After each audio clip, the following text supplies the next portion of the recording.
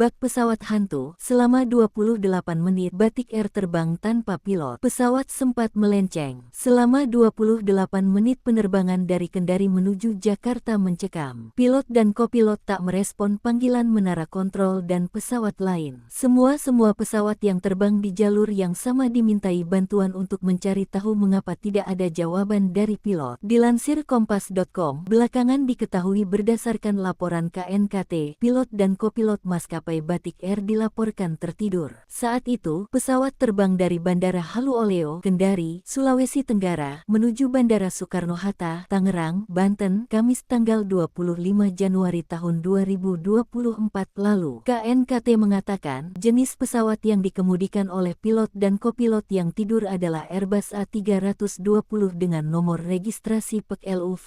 Dilansir Kompas.com, Sabtu tanggal 9 Maret tahun 2024, Corporate Communication Strategic of Batik Air Danang Mandala Prihantoro yang dihubungi belum memberikan respon. Sebenarnya pilot saat terbang ke Bandara Suta sudah minta izin kepada kopilot untuk istirahat tidur. Namun secara tak sengaja kopilot ketiduran. Petugas di menara pengawas menjadi panik saat dihubungi, pilot dan kopilot tak merespon. Sekitar 28 menit setelah transmisi terakhir yang tercatat dari kopilot, pilot terbangun dan menyadari bahwa pesawat tidak berada pada jalur penerbangan yang benar. Pilot menanggapi panggilan dari pilot lain dan ACC Jakarta dengan alasan terjadi masalah dengan alat komunikasi.